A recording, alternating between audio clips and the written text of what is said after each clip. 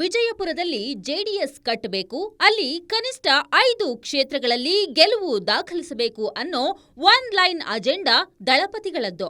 ಹೀಗಾಗಿಯೇ ಈ ಬಾರಿ 27ಕ್ಕೆ ನಡೆಯುತ್ತಿರುವ ಸಮಾವೇಶದ ಜವಾಬ್ದಾರಿಯನ್ನ ಹಾಲಿ ದೇವರಹಿಪ್ಪರಗಿ ಶಾಸಕ ರಾಜು ಗೌಡ ಪಾಟೀಲ್ಗೆ ಎಚ್.ಡಿ. ಕುಮಾರಸ್ವಾಮಿ ನೀಡಿದ್ದಾರೆ. ವಿಜಯಪುರ ಜಿಲ್ಲೆಯಲ್ಲಿ ನಂಬರ್ 1 ಕ್ಷೇತ್ರ ದೇವರಹಿಪ್ಪರಗಿ. ನಾಯಕತ್ವ ಹಾಗೂ ವೋಟ್ ಬ್ಯಾಂಕ್ ಇರೋ ಕ್ಷೇತ್ರ ಹಿಪ್ಪರಗಿ. ಗ್ಯಾರಂಟಿಗಳನ್ನ ಮೀರಿ ಗೆದ್ದ ರಾಜು ಪಾಟೀಲ್. ವಿಜಯಪುರ ಜಿಲ್ಲೆಯ ಅತ್ಯಂತ ಜೆಡಿಎಸ್ ಅನುಕೂಲಕರ ಕ್ಷೇತ್ರ ದೇವರಹಿಪ್ಪರಗಿ ಕ್ಷೇತ್ರ. ದೇವರಹಿಪ್ಪರಗಿ ವಿಧಾನಸಭಾ ಕ್ಷೇತ್ರದಲ್ಲಿ 2,30,000 ಮತದಾರರಿದ್ದಾರೆ. 2023ರಲ್ಲಿ ರಾಜು ಗೌಡ ಗೆದ್ರೆ 2018 ಕೇವಲ 4,000 ಮತಗಳಿಂದ ಸೋತಿದ್ರು.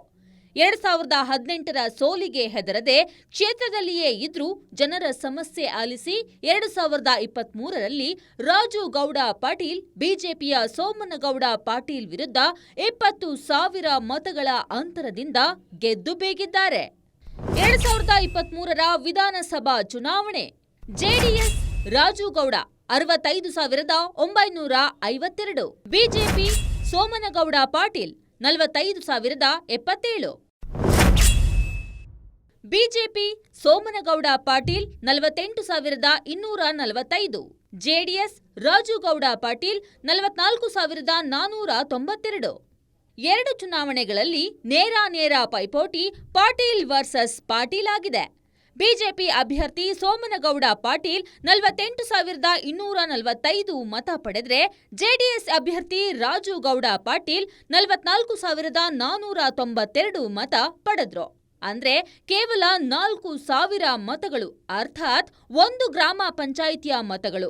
ಬಳಿಕ ಆಕ್ಟಿವ್ ಆಗಿ ಅಲ್ಲಿಯೇ ಇದ್ದು 2023ರ ವಿಧಾನಸಭಾ ಚುನಾವಣೆಯಲ್ಲಿ ರಾಜು ಗೌಡ ಪಾಟೀಲ್ 65,972 ಮತ ಪಡೆದ್ರೆ ಬಿಜೆಪಿ ಅಭ್ಯರ್ಥಿ ಸೋಮನಗೌಡ ಪಾಟೀಲ್ 45,077 ಮತಗಳು, ಅಂದ್ರೆ 25,000 ಮತಗಳಿಂದ ಗೆದ್ದು ಬೀಗಿ ಕ್ಷೇತ್ರ ಗಟ್ಟಿ ಮಾಡಿಕೊಂಡಿದ್ದಾರೆ. ನಿಮ್ಮೂರಿನಿಂದ ವಿಶ್ವ ಮಟ್ಟದವರೆಗೆ ರಾಜಕೀಯ, ಸಿನಿಮಾ, ಸ್ಪೋರ್ಟ್ಸ್ ಯಾವ ಸುದ್ದಿಯೂ ಮಿಸ್ ಆಗಲ್ಲ. ಬರೀ ಸುದ್ದಿಯಷ್ಟೇ ಅಲ್ಲ, ಜೊತೆಯಲ್ಲೇ ಇರುತ್ತೆ ವಿಶ್ಲೇಷಣೆ.